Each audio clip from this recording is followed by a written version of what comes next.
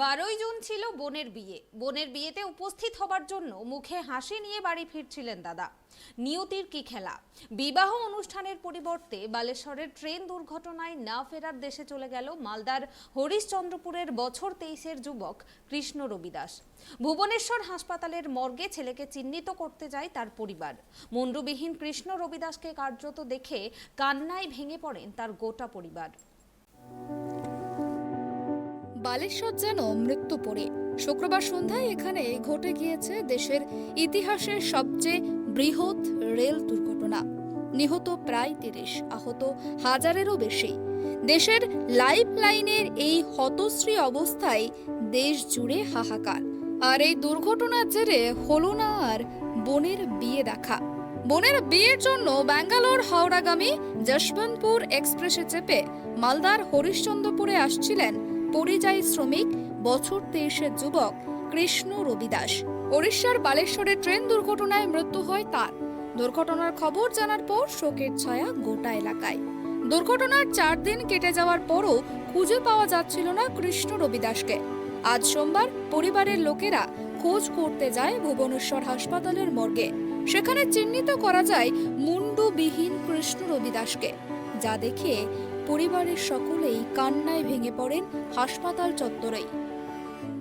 ছেলে যখন গাড়িতে উঠলো টিকিট কেটে, তখন বলল কি যে মা আমি গাড়িতে চাপনো মা।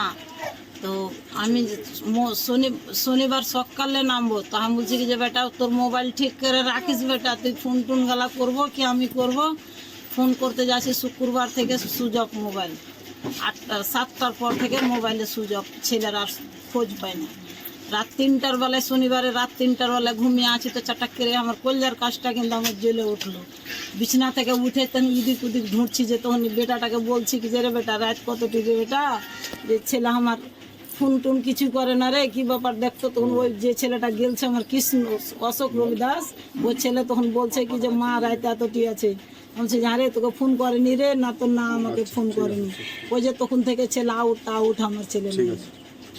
আজকে ছেলেটা আমি শুনলো কি যে মা ছেলের বডি পাওয়া গেছে, ফুল প্যান্ট, জামা আর মাথার চুল, কোমরের বেল, এটি আমরা পেয়েছি। আমার ছেলের গায়ে ছিল, আমরা দিয়েছি। ওই ছেলে গায়ে দিয়ে আমার বেটা চিনার পরিচয় করলো।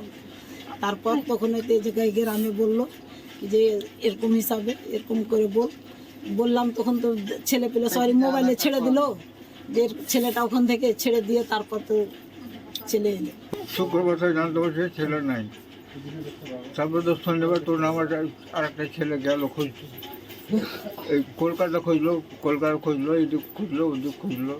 তারপর যেখানে ঘটনা ঘটেছে ওখানটা খুঁজলো। ওখান থেকে তো উড়ে এসে চলে গেলো 200 কিলোমিটার দূরে।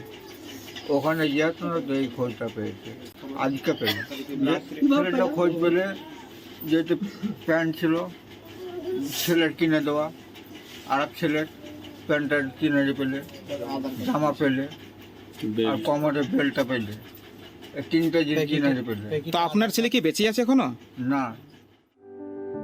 ঘটনার খবর এলাকায় এসে পৌঁছাতেই এলাকায় ছুটে আসেন হরিশ্চন্দ্রপুর বিধানসভার বিধায়ক তথা রাজ্যের প্রতিমন্ত্রী তাজমুল হোসেন। তিনি রাজ্য সরকারের সব রকম সুযোগ সুবিধা সেই পরিবারকে পাইয়ে দেওয়ার আশ্বাস দিয়েছেন। আমরা খবর পাওয়া মাত্র আমরা পরশুদিন থেকেই খবরটা পাচ্ছি যে ছেলেটা উধাও আছে। এখন ওই ট্রেনে আসছিল কি না আসছিল এটা সঠিক খবর ছিল না।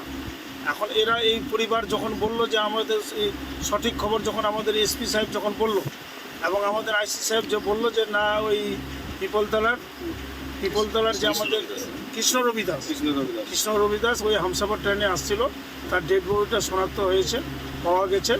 এবং আগামীকাল আজকে তার ওই পোস্টমর্টম হয়ে আগামীকাল আমাদের মালদা মেডিকেল কলেজ থেকে তার বডি আসবে।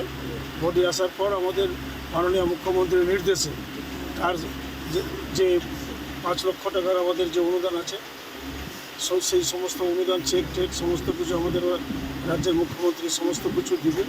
এবং আমাদেরকে মুখ্যমন্ত্রীর নির্দেশ মতো তার পরিবারের পাশে এসেছি, তার পরিবারের সাথে আমরা আছি। তার পরিবার যেন কোনো অসুবিধায় না পড়ে তার জন্য আমরা এখানে এসেছি। আগামীকাল অর্থাৎ মঙ্গলবার কফিন বন্দি নিথর দেহ ফিরবে গ্রামে। বুক বেঁধে মা বাবা বোন বাড়ির উঠোনে বসে রয়েছেন। ছেলেটা লোকের বাড়িতে কাজ করতো। ছেলেটা খুব ভালো ছিল, সবার সাথে মিশুক ছিল ছেলেটা।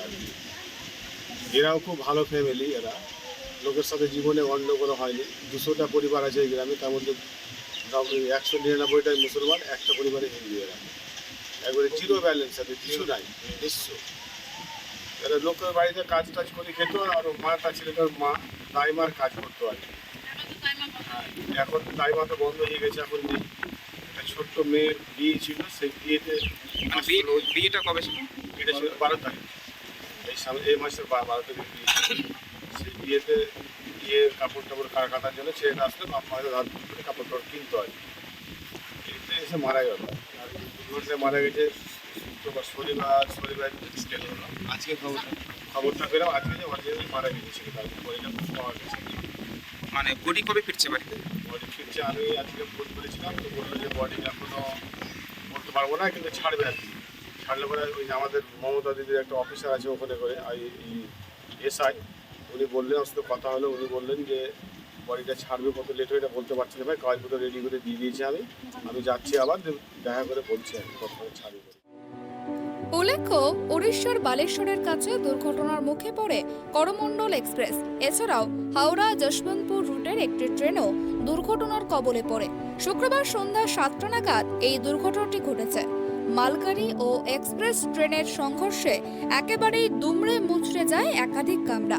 ঘটনায় শতাধিকেরও বেশি মানুষ হতাহত হয়।